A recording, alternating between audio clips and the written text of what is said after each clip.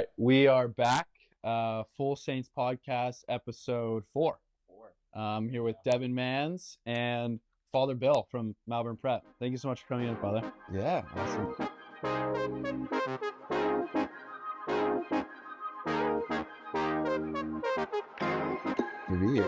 We kind of wanted to start it off with where'd you go to high school? So I'm from New Hampshire, the Yeah. seacoast part of New Hampshire. So I went to St. Thomas Aquinas High School up there. Oh, okay. Yeah, not an Augustinian school. No, and then we heard, because obviously you're a priest now, you're the chaplain at Malvern Prep. One of our, honestly, my favorite brother school.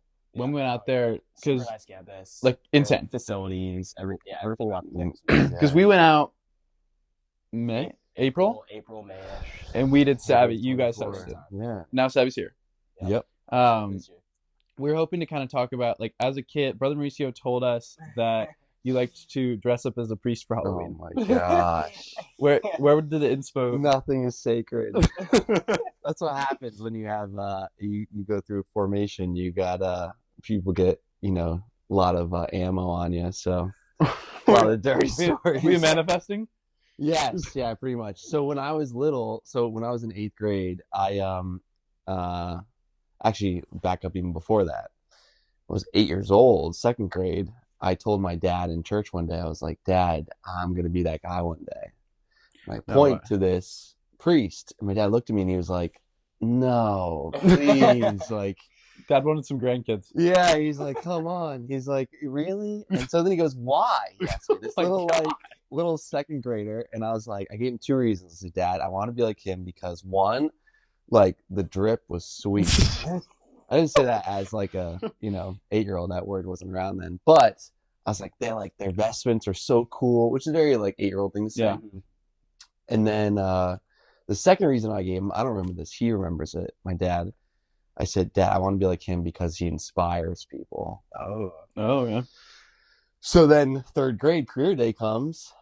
I was like, let's pull out the drip. Oh. Yeah. So like literally my like they like made me this like little tiny vestment. Like a Party City run. Yeah, they're not like very common in Party City, to be honest. So like my mom had to like make something, and it was cool. But yeah, there's like it. I'm sure my parents are like, "What is up with our son?" Like literally, we made the newspaper, and on the cover of the newspaper, there's like the doctor, the nurse, the like fireman, and there's little priest like holding this massive like picture Bible, and I'm sure my parents are like, "Oh no." Yeah, oh yeah, that's so it. Wait, so I wanted to ask you when we were kind of preparing for this, like, would little kid you, like, how would he feel if you found out like you did become a priest later on in life? Yeah. I guess he'd be stoked. Yeah, because it's definitely like a sacrifice you have to make. Mhm. Because like sure, like I would totally become a priest, but like I want to have kids. Mhm. And I want to have a family. So like, what was it like kind of like deciding to make that sacrifice? Yeah, that's a good question. So it's interesting. It wasn't as clear cut, though it sounds like, oh yeah, little 8-year-old me was like, just this was it. I realized that when I was getting older that I didn't have to become a priest to inspire people, because the people around me, my teachers, my coaches, my parents, they all inspired me. So I thought maybe that's just one angle of what I'm feeling called to do. Okay. So I kind of put it on the back burner a little bit. And then was really open to wherever that was going to lead me. So I was not someone who was like, "Oh, I'm totally going to become an Augustinian friar." So had relationships, and that was definitely part of my life growing up. And then for whatever reason, it got to the point where I loved what I was doing. I loved being a campus minister, where I was as Mr. Gabriel after graduating from Villanova. That's right. Yeah, you went to Villanova. Yeah, so I graduated from there, and I was teaching and coaching hoops in Delaware. Coaching hoops. Yeah, and so and I was pretty good. Like like Jay Wright was looking at. No, I'm just kidding. And he was like, but I was really excited about that, and then I love what I was doing. But there was something where I was driving home to this little studio apartment, like really tiny. Wait, and where are we? We're in like Delaware. Okay. right near like where Villanova is. And so I'm driving home, and what hits me is like, where and to whom am I coming home to? Oh. And I was like, oh my God. And something was missing. Super deep. I know, right? Let's get philosophical. I'm like, whoa, where and to whom am I coming home to? And there was this empty feeling. And we're thinking to myself, maybe I need to date once more, or maybe I need to like tap into what still pulling me, that little 8-year-old Billy, you know? And that was something where I was like, I know I wasn't meant to live alone by myself. So I knew I had to live with other people that were going to make me a better person and the person that God wanted me to be. So I said, you know what? The pull to becoming a friar was something that I always had found reasons to say no to. But the yes was like, at that moment, in the right timing, God was like, hey, try this. Oh my God. And so that pull, and I have no doubt that I would be happy as a dad with, 20 kids. Like, come on. Kind of gnarly. Like, that would be a lot, actually. I have no doubt, like, I would be happy and fulfilled and have a wonderful life. Mm-hmm. It's not that it, like, one makes me more happy or something. It's just that the being drawn or tugged to the friars was stronger. That said, you know what, I think I'm going to be able to love best as a friar, as me. And that's why I said I can't say no to this anymore. So I have to try it. That's pretty sick. Yeah. One thing I'm very curious about. Okay. What was it like in isolation living with Brother Mauricio? Oh yeah, because wait, for anyone who doesn't know, Brother Mauricio, one of he's the man around Saints. Like he'll hit you with that sarcastic like tone. Sounds like him. Yeah. But he's a brother at Saints. And you were in the seminary with him. Yes. So our second year in formation is what we call a novitiate year. So that's a year that's pretty isolated. It's kind of it's like minimal to no technology, minimal to no trips home kind of thing, and you're really all in. You're reading the rule, you're reading scripture, you're praying together, you're living together. From all of North America, those friars come together. So that's where I met Brother Mauricio. Oh, okay. Yeah, so it's like 365 days. Wow. Yeah. Can you imagine? And like I made it out for a whole year. Did Grandma make it out? We barely. It's on 1 HP. No. I have to say though, Brother Mauricio was so good. We're similar in age, and so it was great to have somebody who, though from very different family backgrounds and then even geographic backgrounds, like it was really good to have someone to be able to like bounce where we were at throughout the moment. Like to have someone who was your brother in it, especially in like when there's no leaves on the trees for like 6 months at a time in Wisconsin, and it's cold and gray, and it's like a reflection of your inner life and your soul. Wow. So Brother Mauricio was like that light at times. Like, all right, okay, there's hope. He's pretty funny. Yeah, he's good. He's really okay. cool. So after you have this like put me in coach moment with God, when you're sitting there in the car, what was like the next step? Oh, so I still was like, I don't know. You just wanted to deny it? Yeah, I was like, I don't know. It was really up in the air still. I thought, well, maybe that's a fleeting moment. And they say like fleeting moments, things that just kind of come and go, aren't necessarily like pulls from God. So if it stays with you, if it's a lasting sense, then that's something to pay attention to.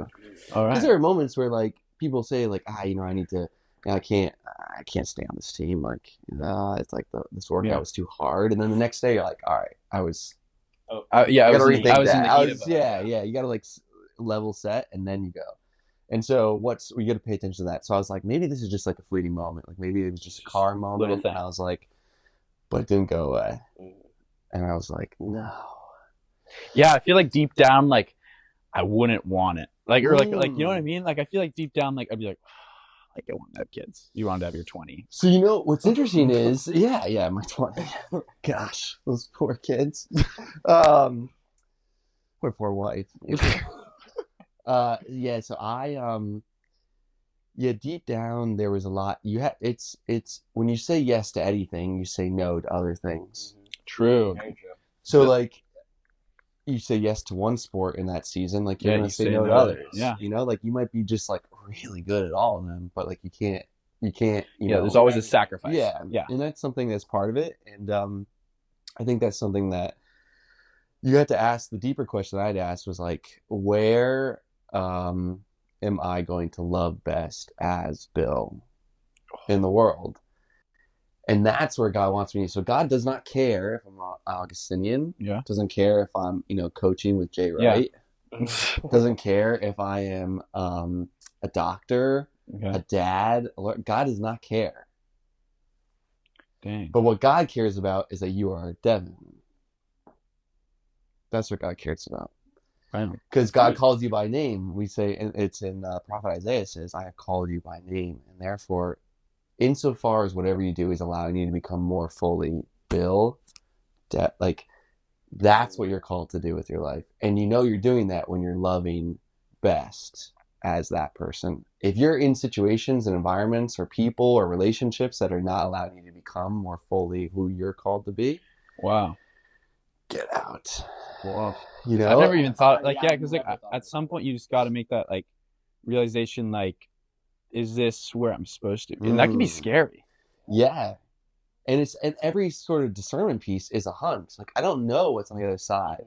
Yeah. Like, a lot of people want to say, I need 100% certainty to make that decision. But you can get all the information in the world, but we live in a world that is, incomplete. Yeah. And ambiguous at times. So it's literally like getting on a bike and you're going downhill and you're hoping that you have enough steam that if there are like hills coming ahead, like you have enough steam to navigate it.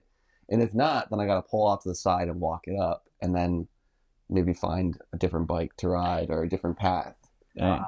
But like, so that was the key for me, was saying like, I think this is how I'm going to love best in the world as Bill. And so insofar as becoming a friar was allowing me to do that, I knew that's where God wanted me to be. I've kind of like always like tried to think like, and like my grandma's told me, it's literally like ever since I could remember, like I'd like something bad would happen or whatever. And my grandma would say, everything happens for a reason. Like, it's just been like mimicked in my head, like on and on and on.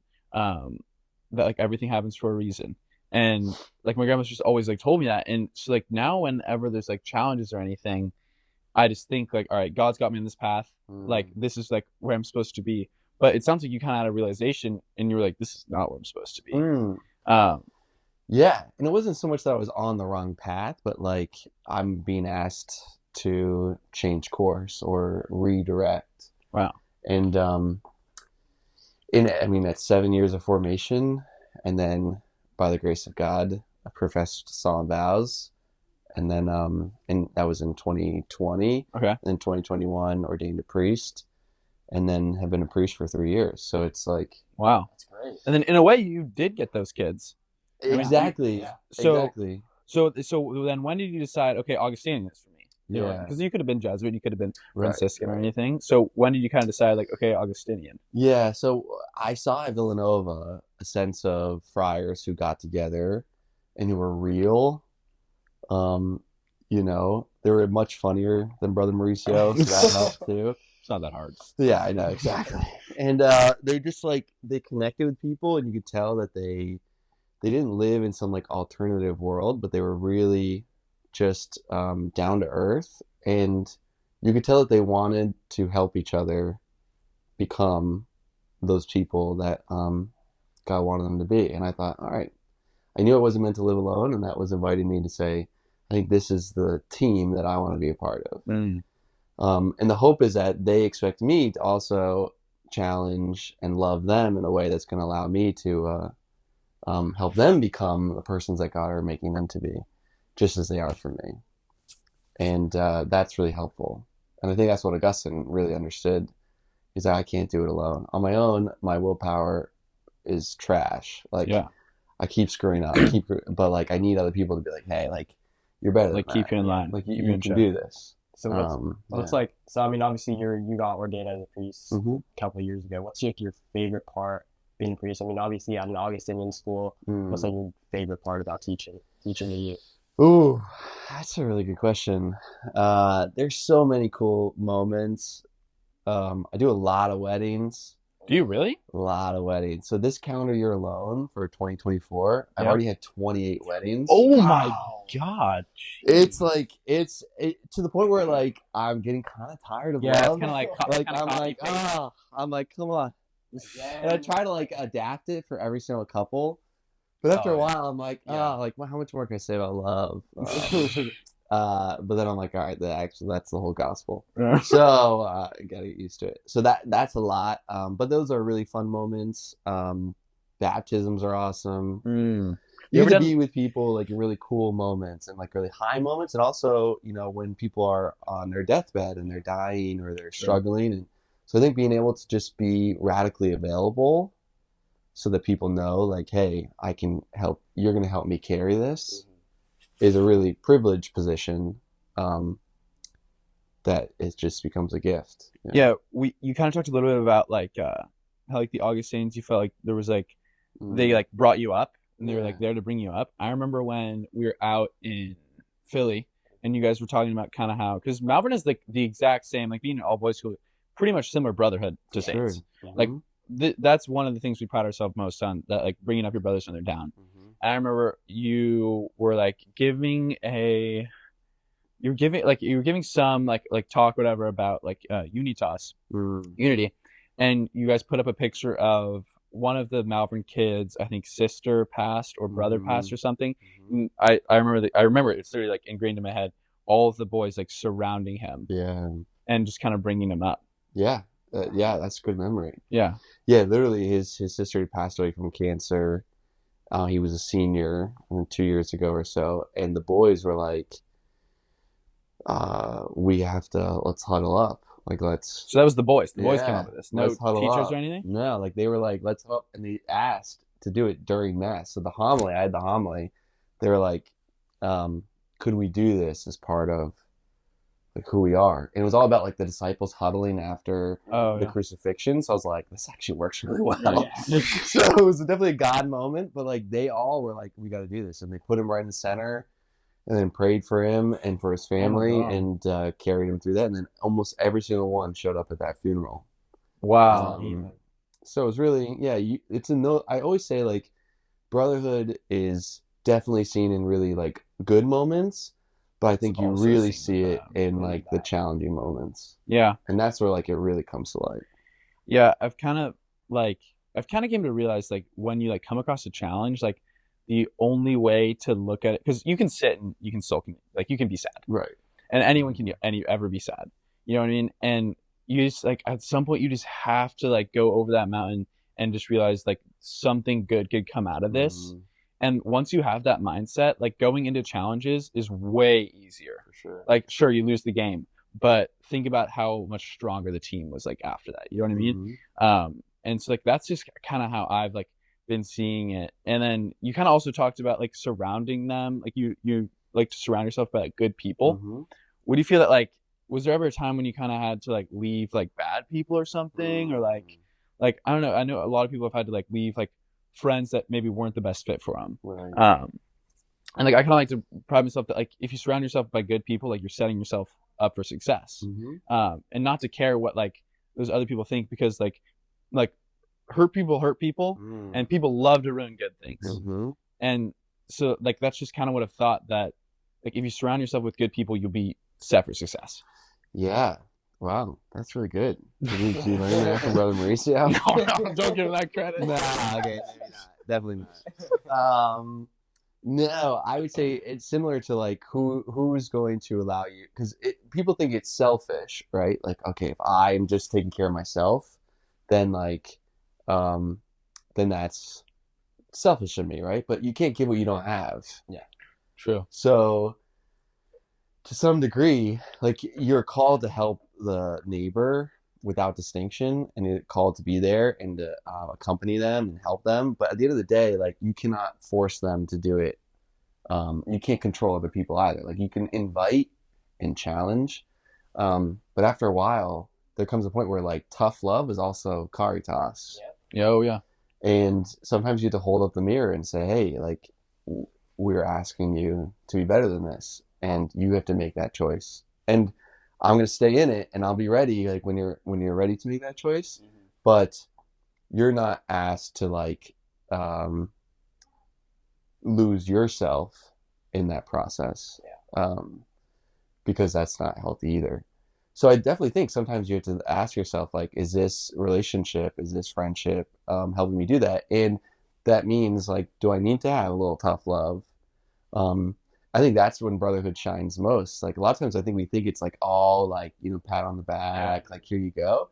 I think sometimes it's like, hey, like we're trying to learn here. Like, we're trying to become better men that will transform the world, like, and make it a better place. And if we understand that, and we always have this outlook of hope, which you were sharing, like there's always, like, Christ conquered death, right? So like nothing can separate us from the love of God, including our anxieties, our depressions, our toxic nature, our FOMO, our fear of people's opinions, whatever it is. And if we know that and we're rooted in that identity, then we know, like, all right, I can hold that mirror up to other people with integrity and say, come with me. Yeah. And if they don't, that's their choice. Like, they have free will. And sometimes that's even Augustine found in his own community. There are people where he had to like say, like, you're not buying in. So like, maybe this isn't the right fit for you. Maybe you're being called to love elsewhere in a different community. And that's hard though, because there's a sense of loss. But I think that's part of what we're called to do. And I would say, like, I had a 13-year-old, we're 6 through 12 at Malvern, and I had a young kid recently just say to me, like, hey, like, Father Bill, like, how do I know I love somebody? And I was like, you're 13. Yeah, I'm like, really? Takes you to the 6th grade dance. Yeah. He was like, how do I know? And I'm like, you know, I don't know. I'm like trying to think, like, what am I saying to this kid? Like, how do you know you love someone? And of course he asked me with like extensive romantic relationship experience. And I'm like, and then he was like, no. And I'm like, what do you mean? He's like, well, I just like, I have this like butterflies, like when she snaps me back, like, like, I got streaks going. Like, he's like, I'm just like, oh, I think I love her. And I'm like, really? And he goes, yeah. He goes, I think she's the one. But like, how do I know? Like, it's real love. And I was like, I'm thinking of our, you know, faith tradition, the Augustinians. And I'm like, I think you know you love someone when you're willing to make sacrifices for their good. Oh, it's a great one. And this little guy, he goes, but it feels good though, like when we're texting back and forth, and like she texts me that like goodnight text. Oh. And then like she's just like, it just feels like I think that's gotta be love though. And I'm like, I mean, that could be on its way to love, but like I think it's about sacrifice for their good. And he's like, and he looked at me like, I took the wind out of his sails. And he literally looked and he goes, I definitely don't love this girl. I was like, all right, well, hey, I'm like, you don't have to, like baby steps, right? But it was interesting because I think that's an aspect of our community that we're all called to do, and some people aren't ready for that. And you know, there's something you can build, and other people you've given enough chances, and you have to say like, sorry, like this, you're not buying in, so we have to move on. Dang. Sorry, that hit too close to home. Took too close to home. Yeah, I like that idea of kind of like, it seems like you kind of like seize life. And like, I forgot where I saw it, like somewhere it was like there's someone in like a hospital bed right now praying for the life you have. Like praying just to be able to be walking around. And like I saw this probably on Instagram Reels or something. But I saw that and I kind of thought like, I'm just sitting on my phone in my bed right now. Yeah. And like, well, I have it, might as well seize it. And I feel like all the boys at Malvern we met, those are good examples. Yeah, I'm glad to hear that. But yeah, it's pretty much all I wanted to talk about for today. Thank you so much for coming in. Yeah, thank you for having me. You All guys are Like a awesome. philosophy. I know. I feel like Philosophy really class. enlightened. No, you guys are awesome. The school's awesome. You guys have a brotherhood that like what I love about Augustinian schools is that you can go to all of them and you feel Yeah. welcomed, and like it's That's one so of your other true. homes. When we went to Malvern, I literally felt like it was like my home. Yeah, and you guys are always And welcome. everyone has the same. Everyone's like the same. I know, yeah. pretty much. Yeah, because It's kinda hard to, like, it's deeper than like the geography. It's Yeah. deeper. Like you're it's something about your restless heart on fire that connects you, and that I think can transcend time and space. Yeah. 100%. Dang. Thank you so much, Father. Thank you. Thank you, guys. Father. We good, Jameson? How long was that? All right.